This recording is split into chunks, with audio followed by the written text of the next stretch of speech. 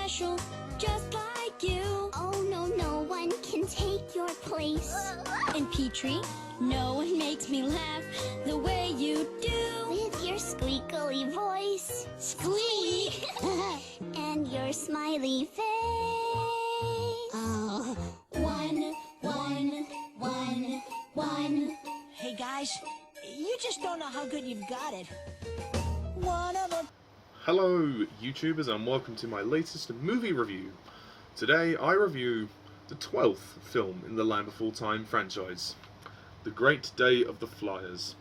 You heard it right, this is the 12th movie in the Land Before Time franchise, and it is actually the very last movie in this series to be directed by Charles Grosvenor. I think he's been with the franchise since the 5th movie, I believe. Yeah, I think he's been there since the 5th one, so quite a while. This film was released, I believe, in 2006, so I think he's been with the series a good like 7 years, I think, if I'm judging correctly, because each film he directed was year upon year released. And so the essential storyline of this film is that it continues not long after the previous film. This one focuses sort of on Petrie. Him and his family, his brothers and sisters, are preparing for this great day of the Flyers, where they get to show off their flying abilities to the other flyers that come in to the herd.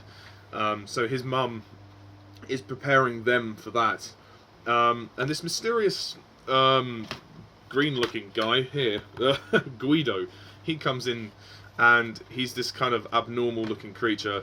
Petrie is kind of being mocked by his brothers and sisters because he's apparently not very good at flying. And Guido kind of befriends him, and they sort of help and support each other. Guido's a bit of a loner, a bit of an outsider. Petrie's feeling a bit isolated. They both kind of share a connection. Meanwhile, the other subplot is that Sarah's dad and Tria from the previous movie, they have conceived a child. Yes, Sarah has a little sister in this story known as Trisha. And yeah, there's all that going on. And that's basically what you have going on in this film. Okay, The Great Day of the Flyers. Now, if you've been keeping up to date with my Land Before Time reviews, you know they've been very much a mixed bag by this point, but we're coming towards the end now. There's only 2 more left after this. This is the last movie with Charles Grosvenor as director, and yeah, it's basically it's more of the same. There's not really much I can say about this one. I will say it's not quite as boring as the previous one. It is a wafer-thin improvement over the 11th movie, but don't take that as a huge compliment, because it really isn't. To me, I just don't care for this story. I think the story of this film is pointless. What purpose does the whole preparing for the Great Day of the Flyers have? It's built up as this kind of huge event. It's literally just showing off their flying skills. I mean, they can do that anytime. Why do they have to prepare for it, you know? And also, it makes Petrie as a character sort of redundant, because we've had 11 movies with Petrie, and he's always been fine as a flyer then. So why all of a sudden are they now saying that he can't fly? I honestly don't understand that. That's a little bit ridiculous. They're just coming up with random excuses for a plot. And honestly, at times the movie can't decide whether to focus on Petrie or Sarah. I mean, Littlewood, Ducky and Spike, they're good, I mean, but they don't get much to do. They're the side characters in this. Anndi McAfee is good as Sarah, and Sarah's going through yet more emotional trouble, because this time she's kind of being neglected by her dad and Tria. They're kind of just ignoring her, which never seems to be resolved. I mean, in the end, they kind of do. They kind of address it, but it's never really... The dad or Sarah never... Sorry, not Sarah. The dad or Tria don't actually apologise to Sarah. Then, obviously, her little sister's born, and then she formed an attachment with her, so that was quite nice. That was cute. This movie has its cute moments, but... I mean, I think it's fine. It's a fine movie for kids. I think they'll enjoy it, but ultimately, this is a nothing story. I think that in the end, the whole plot builds to virtually nothing. It is very clear by this point that the series has run out of steam, and they are running out of ideas, which is such a shame. What I will say though, the songs are an improvement. The songs are an improvement over the previous film. Flap, Flap and Fly is a good song to finish on when they're all flying around. That's pretty good, and some of the CGI effects are decent. They're added to kind of make the flying look a bit more three-dimensional, which I like, with them flying all the way around, and then the camera's kind of panning and tracking the virtual camera, I should say, because this is animation. So that's nice, that's appreciated. And the song itself is good. One of a Kind is a good song. That's probably my favourite song of this film. Things Change is a nice song. That is very well written, and Anndi McAfee is a decent singer. I wouldn't say she hits every note, but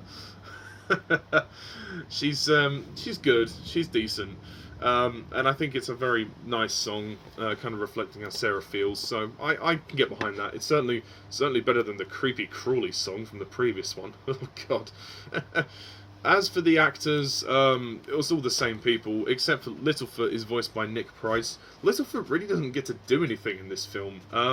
He's just kind of there. There's a moment when all of them go on a quest to kind of stop Guido. Guido goes sleepwalking for some stupid reason, without no explanation. He's just sleepwalking, and they're trying to follow him. And then they get on this log, and they're kind of rehashing the log sequence from the. I think it's the 7th movie or the 5th movie. I think there was a log sequence in the 7th movie, in The Stone of Cold Fire. They're kind of doing a spin on that, and I'm just like looking at it going, I've seen this before, and it was done a lot better in the previous time. Not to say that the sequence was bad. It was just without stake. The plot has no stakes. It is literally a story of nothing. And then there's a confrontation with a sharp tooth as well, which is completely redundant. There's no real antagonist to this film, which I think in this case is a problem, because the movie is boring. It's a little slow. It's not quite as slow as the previous one. I enjoyed it slightly more than Part 11, but at the same time, this is a nothing plot. They literally just wrote anything just to stick into a film. I expected better from Charles Grosvenor. I really did. His direction is just sloppy. I think by this point he's just kind of. It looks like he's had enough of the series. It looks like he's really tired of directing these movies, and I don't blame him. Maybe he was forced out, or maybe he chose to leave. If someone could explain, that would be interesting to know. Nick Price is a decent Littlefoot. Aria Noelle Curzon once again as Ducky. She's charming in the moments she has. Rob Paulsen, who actually voices Guido as well as Spike and Mr. Clubtail. Guido's a decent character. He's kind of he reminds me of a character from the film Dinosaur. You know the monkey named Zinni. I don't know if any of you've seen the Disney dinosaur movie with the character called Zinni. He's like talking like this. He's got this kind of sweet, smart little voice. Ladies, if you be my bride, I'll groom you. I mean, he's got that kind of voice. And Guido's like, when Guido tries to attempt comedy, he kind of reminds me of that. Like when he's talking to Sarah's dad at the end, he's like, "Oh, thank you, Mr. Big Horn. I don't mean big in the sense that you're fat. I mean big because you're big and tall." And he's got a kind of fast talking, quirky sort of voice. He's kind of a charmer. I mean, he ultimately. I mean, he's all right. He's a decent character. I don't exactly know what kind of dinosaur he is, though. They never explain. What I also get from this story is kind of like an ugly duckling vibe. Somebody else who reviewed this movie said that as well, and I agree with them. In the sense that Petrie is kind of the odd one out, kind of like Guido. They're both the odd ones out, and he's constantly being mocked and all of that. So there's that kind of influence, I would say. I just think it's come out of nowhere. It's come out of nowhere, and it makes Petrie's character completely redundant. Like in the first 11 films, Petrie was never known to be a bad flyer. So where has this come from? But whatever. It's a laughable time movie. It's perfectly harmless. There's nothing majorly, especially bad about it. It's just, it's another one of these movies. I think, again, as I said before, I said this in my previous review, the Land Before Time movies should have stopped at 10. I think the 10th movie was a nice place to end the series, but they've gone on longer than they really should have done. I will say I think the animation is probably the best it's ever been. It's the first time they actually made one of these movies in high definition, which I really appreciate, because it looks stunning. It actually looks pretty good. It was released in 2006, so only about 13 years ago. So it's not that bad actually for what it is.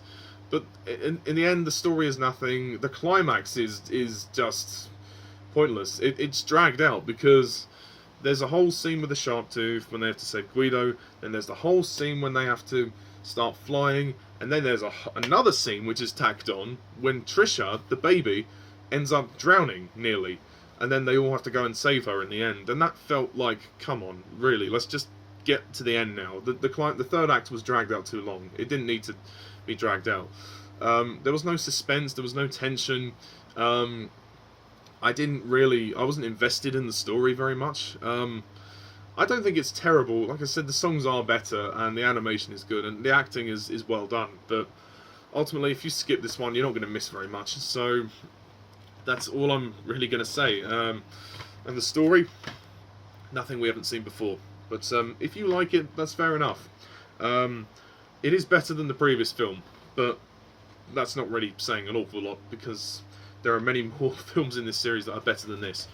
So, with that being said, I guess I'm going to close the review off by scoring this one a 5 out of 10.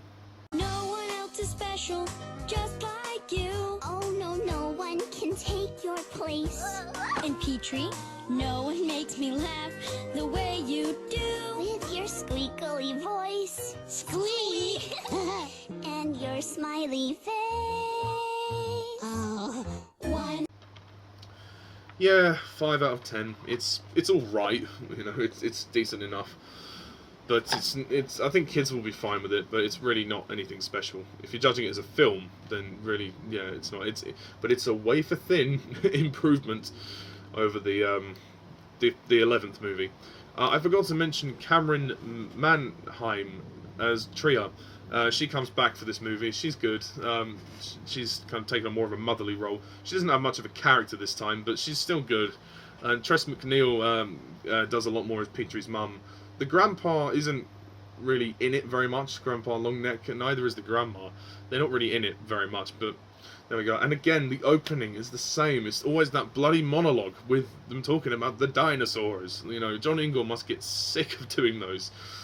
I mean, I'm getting sick of hearing them, to be perfectly honest. But anyway, so that's my review of The Land Before Time 12, The Great Day of the Flyers. Next time we come to the penultimate movie in this franchise, or at least for the moment, if they decide to make any more, but I doubt they will. The Wisdom of Friends. That's the next review. So until then, thank you all for watching, and as always, I'm Mr. Tarnus11. See ya.